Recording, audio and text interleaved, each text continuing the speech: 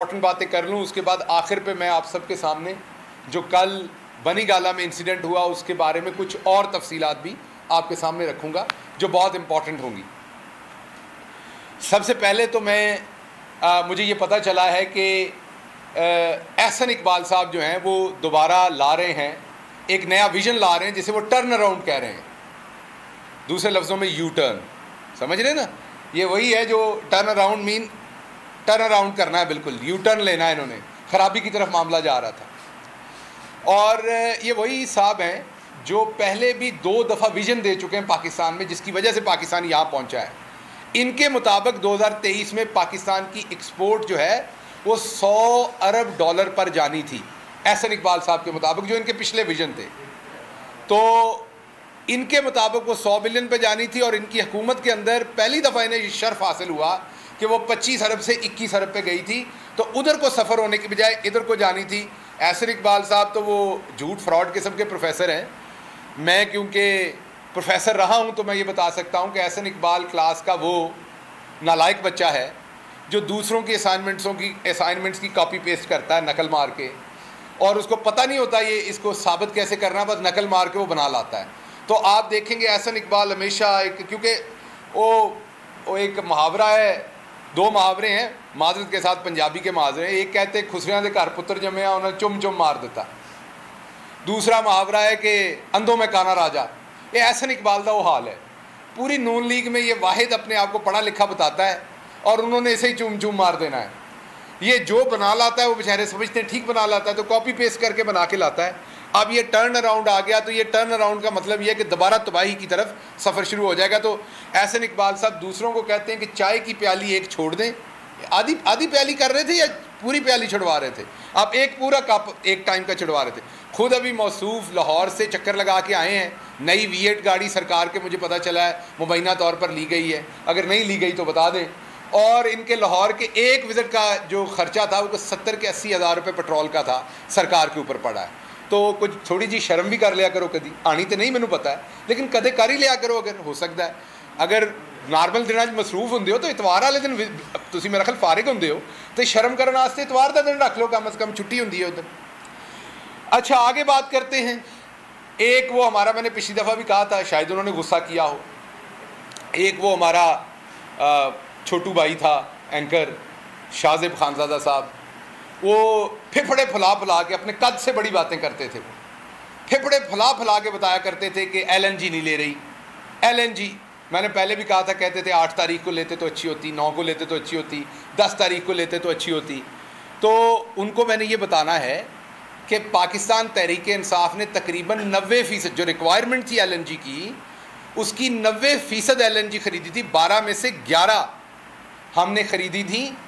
जो उस वक्त की मैं बात कर रहा हूँ जब LNG पूरी दुनिया में मिलती नहीं थी, कंपनीज भाग रही थी LNG सप्लाई करने पे, उस टाइम हमने वो LNG ख़रीदी थी। और आज जब पूरी दुनिया LNG दे रही है, मौजूद है, मैं कोरोना के ज़माने की बात कर रहा हूँ, जब हमें मिल नहीं रही थी, हमारी रिक्वायरमेंट 12 की थी, हमने 11 ली थी। एक ना लेने की वजह से, एक कंसाइनमेंट ना लेने की वजह से वो उनके फेफड़े फट जाने लगे थे, इतनी हवा भर भर के वो बात कर रहे थे। आज 100% जो रिक्वायरमेंट है वो नहीं ली जा रही।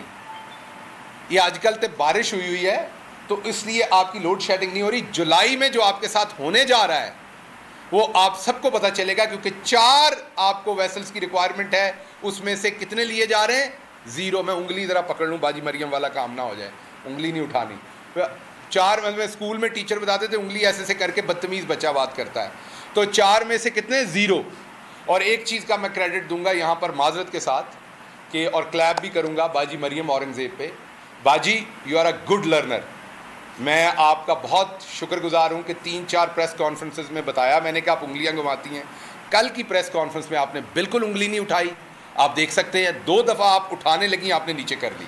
तो thank you so very much, you are a good kid, you really learn fast and I really appreciate कि कम अज़ कम आपने अपनी कोई एक गलती सुधारी है। बहुत ही बदतमीज़ लगती थी बाजी, मैं आपको सच में बता रहा हूँ, इतनी बदतमीज़ लगती थी आप कि आप अगर कोई मर्द होता तो मैंने और लफ्ज़ इस्तेमाल करना था, आप क्योंकि हमारी बहन है तो आप बहुत बदतमीज़ लगती थी। एक आपकी आंखें बाहर होती थी और एक उंगली बाहर होती थी, तो बहुत बदतमीज़ लगती थी आप।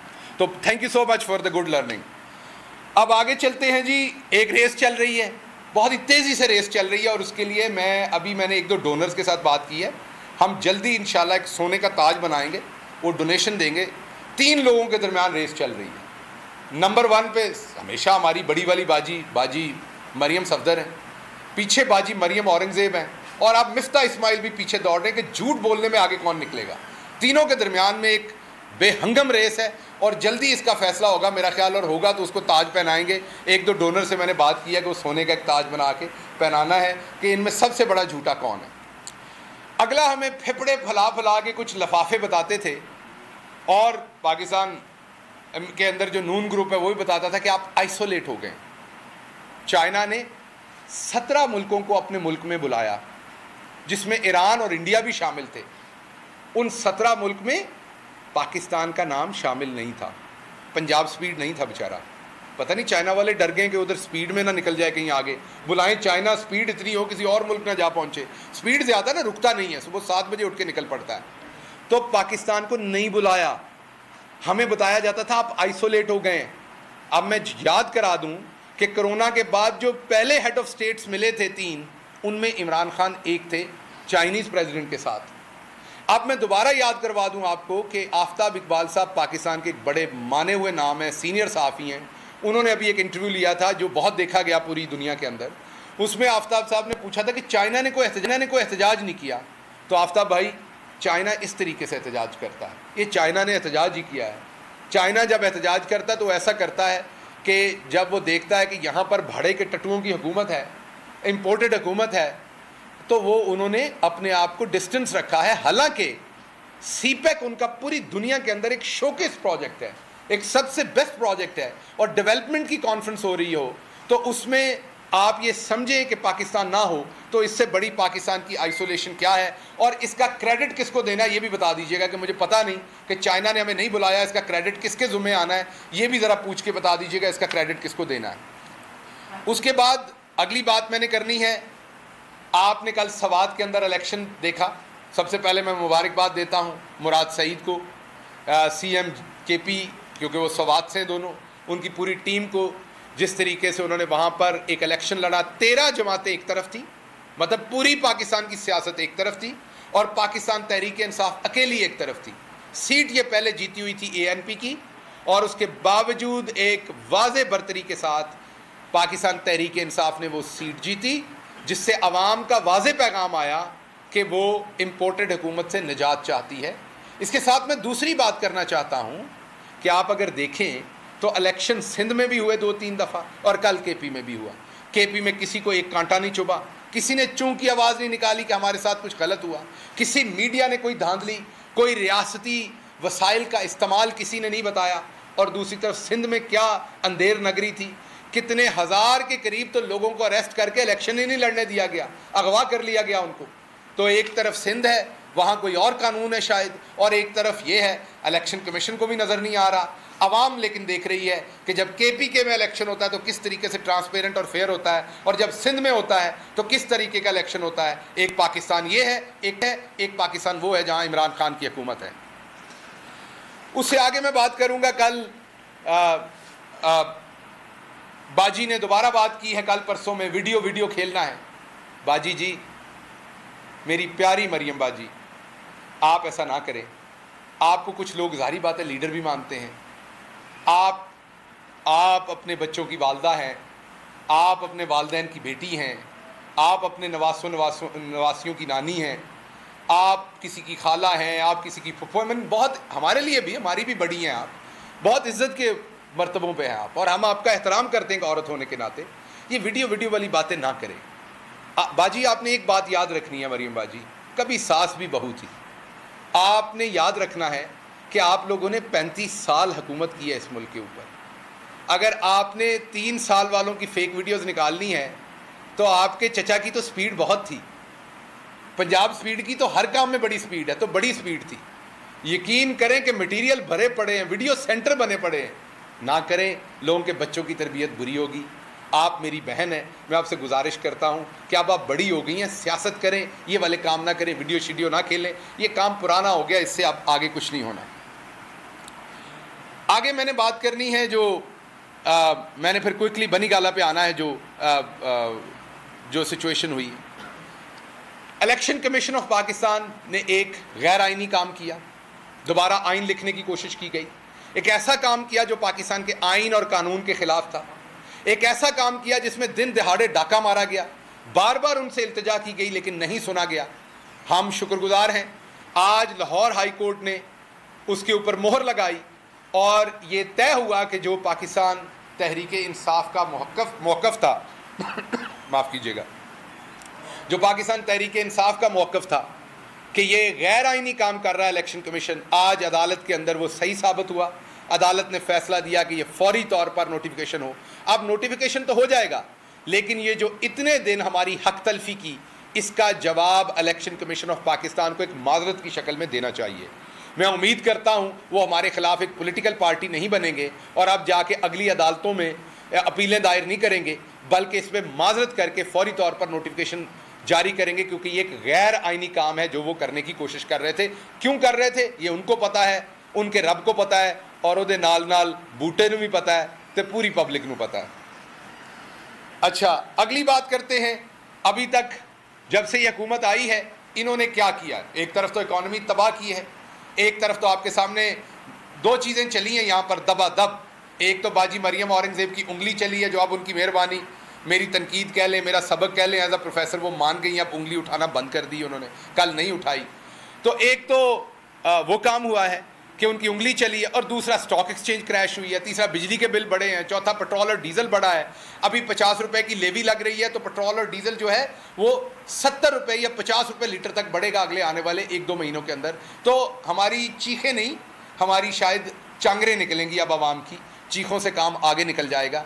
लेकिन इसके साथ साथ वो तमाम हमारे दोस्त मीडिया के अंदर, जो मैंने पहले कहा फेफड़े फुला फुला के इनके हक में तब तकरीरें और किया करते थे, आजकल ज़रा साइलेंट पे लगे हुए हैं। तो मैं कहता हूँ ज़रा बैटरी चार्ज कर लें थोड़ी बहुत। मैंने पहले भी मशवरा दिया कि संडे वाले दिन छुट्टी होती है, किसी और दिन शर्म नहीं आती तो संडे वाले दिन कर लें, सुबह सुबह कॉफ़ी का कप पिएँ, उसके साथ शर्म कर लें। उसके साथ नहीं कर सकते कोई दोपहर के टाइम कर लें, कोई एक टाइम निकाल लें जिसमें आप कर लें, अपने कमरे में बैठ के आईने के सामने अकेले कर लें, कर ज़रूर लें, लेकिन वक्त हुआ चाहता है उसके लिए। तो जो तबाही हुई, लेकिन जो कानून साजी की गई वो किस पे की गई? 1100 अरब रुपए अपनी चोरी के बचाने के लिए कानून साजी की गई। मीन नैब को बंद कर दिया गया। अब अपनी बीवियों के नाम पे पैसा रखो, अपने बच्चों के नाम पे पैसा रखो, मकसूद चपड़ासी के नाम पे पैसा रखो, कोई नहीं पूछ सकता। 2 नंबर पैसा अकाउंट में डालो, बाद में निकाल लो, 100 रुपया उसमें रहने दो, हिसाब सिर्फ आखिरी 100 रुपये का होगा। इसलिए ये वाले कवानीन लाए गए। और उसके साथ कौन से कवानीन लाए गए? मेरे समुंदर पार पाकिस्तानियों को वोट से महरूम करने का, EVM मशीन को महरूम करने का। तो हर वो कानून साजी की गई जिससे अवाम की हक तलफी हो, और हर वो कानून साजी की गई जिससे पंजाब स्पीड, उसके पूरे चोर टब्बर को फ़ायदा हो, सारी शरीफ डायनेस्टी को फ़ायदा हो। हर तरह से चुन चुन के कानून, वही जो इमरान खान से NRO मांगा जाता था, वो किया गया। उसके बाद जो मैं अगली बात करूँगा, वो मैंने आपसे एक इम्पॉर्टेंट बात करनी है, वो ये है कि यहाँ पर एक नैरेटिव दिया जाता है अक्सर कि पाकिस्तान तहरीक इंसाफ जो है वो फ़ौज मुखालिफ है। और ये अब आप अगले दिनों में आप देखेंगे ये नैरेटिव बड़ी तेज़ी से आएगा। ये कुछ लोगों के फ़ायदे में है। मैं दोबारा बता रहा हूँ, ये बात कोई, हमें ये बात कोई फ़ौजी कहे, हमें ये बात कोई सहाफ़ी कहे, हमें ये बात कोई सियासतदान कहे, हमारा उसको एक ही जवाब है कि फ़ौज हमारे दिल के अंदर रहती है, ना किसी डर की वजह से, ना किसी मसलत की वजह से। हम पाकिस्तानी हैं, प्रो पाकिस्तानी हैं, मुहिब्बे वतन पाकिस्तानी। हम नून लीग नहीं हैं। हमारे पाँव जलेंगे तो फ़ौज को गाली देंगे, हमारे पाँव जलेंगे तो डॉन लीग करेंगे, हमारे पाँव जलेंगे तो वाशिंगटन में ख़त लिखेंगे। ये फ़ौज हमारा फ़ख्र है, इसके शहीद हमारे फ़ख्र हैं। इमरान खान सीना तान के अपनी फ़ौज के दफा में पहले भी खड़ा था, आज भी खड़ा और हमेशा खड़ा रहेगा। तो जो फ़ौज है वो हमारा फ़ख्र है पाकिस्तान तहरीक इंसाफ का। इसलिए ये जो एक नया नैरेटिव यहाँ पे दिया जाना है माफ़ कीजिएगा, ये जो नया नैरेटिव यहाँ दिया जाना है आने वाले दिनों में, हमें पता है ये देने की तैयारी है कि जो इमरान खान की सियासत है वो फ़ौज मुखालिफ है, पाकिस्तान मुखालिफ है। एक सवाल का जवाब दो ज़रा, अमेरिका ने यहाँ जो किया या किसी और मुल्क ने किया, अमेरिका का कोई कसूर नहीं है। उनका हक है अपनी फॉरेन पॉलिसी का ऑब्जेक्टिव रखना। अगर अमेरिका किसी मुल्क को चाहता है कि वो इस तरीके से बिहेव करे या उस तरीके से करे, उनका हक है, वो एक मुल्क है। हिंदुस्तान चाहता है, उनका हक है अपनी फॉरेन पॉलिसी बनाना। इजराइल चाहता है, उनका हक है। कोई और मुल्क दुनिया का, रूस चाहता है, बरतानिया चाहता है, अर्जेंटाइन चाहता है, कोई मुल्क चाहता है, उनका हक है अपनी फॉरेन पॉलिसी को जिस तरीके से भी बनाना चाहे ऑब्जेक्टिव। इमरान खान और हमारा मुकदमा तो ये है कि उन्होंने जो भी सोचा, जो सोचा, यहाँ पर किस किस ने उनकी मदद की। हमारा तो ऑब्जेक्टिव ये है ना कि हमारी आज़ाद खारजा पॉलिसी हो। अमेरिका का ऑब्जेक्टिव ये कि ऐसी खारजा पॉलिसी हो अमेरिका की जो अमेरिका के अवाम के हकूक़ में हो, बाकी भले किसी के हो या ना हो, अमेरिका के अवाम को उन्होंने प्रोटेक्ट करना, जो बिल्कुल जायज़ बात है, उनका हक है। हम ये कहते हैं कि क्या पाकिस्तान की फॉरेन पॉलिसी ऐसी नहीं होनी चाहिए जो पाकिस्तान के इंटरेस्ट में हो, और अगर किसी ने पाकिस्तान के इंटरेस्ट के खिलाफ फॉरेन पॉलिसी बनाई है, आज जो चाइना में हमारे साथ हुआ और दूसरी जगहों पर हो रहा है, पूरी दुनिया सस्ता तेल ले रही, हम नहीं ले रही। क्यों? क्योंकि हमारे गले में पट्टा बंधा हुआ है, हम नहीं हिल सकते, हमारे गले में, हमारे हाथों में जंजीरें बंधी हुई हैं, हम गुलाम हैं, हम अपने फैसले खुद नहीं कर सकते। तो अगर हमने ये किया तो ये किसने किया, आवाम को पता चले। ये अंदर खाने जो बातें करते हैं, खुल के बताएं कि आपने क्यों किया है, किसने किया। अगर आपने एक बहादुरी से फैसला लिया है तो बजाय इसके कि हम सवाल करें, आप सीना तान के इसका जवाब दें। आप कहें किया, हो सकता है आपने बड़ा अच्छा फैसला किया हो, आवाम के सामने रखें, आवाम को पता चले ये फैसला क्या किया। उसके बाद जो मैंने आपसे वादा किया था कि इम्पॉर्टेंट बात करूँगा, जो बनी गाला से रिलेटेड कल एक इंसिडेंट हुआ, उसके ऊपर आऊँगा। उससे पहले आखिरी बात कि कल एक प्रेस कॉन्फ्रेंस में ये कहा गया कि ARY ने अपनी स्क्रीन बेच दी। मैं ARY का स्पोक्स पर्सन नहीं हूँ, लेकिन मैं पाकिस्तानी अवाम का स्पोक्स पर्सन हूँ। पिछले 2 वीकेंड पे मैंने रेटिंग निकलवा के देखी, 63% पाकिस्तान की अवाम ARY देख रही थी, 63%, और बाकी पाकिस्तान का, सॉरी माजरत, 67% अवाम ARY देख रही थी, बाकी तमाम चैनल और दूसरा सारा मीडिया देख रही थी। वो जो बाजी मरियम को मैं बता रहा हूँ, जो ड्रामे चलते हैं ना, कभी सास भी बहू थी, वो सारे, वो जिनमें सारे शादियाँ हो रही, गॉसिप हो रही, उसमें बड़ी तवज्जो होती थी हमारी पूरी कौम की। इतना आप लोगों ने कौम को लूटा और तंग किया कि हमारी बहनें, माएँ, खालाएँ, फुफियाँ जो घरों में बैठी हैं, वो अपने ड्रामे छोड़ के अब तुम लोगों का ड्रामा देख रहे हैं, तो वो भी न्यूज़ चैनल देख रहे हैं सारे। तो मेरी बाजी ARY ने अपनी स्क्रीन वाकई बेच दी है पाकिस्तान की 68% आवाम को।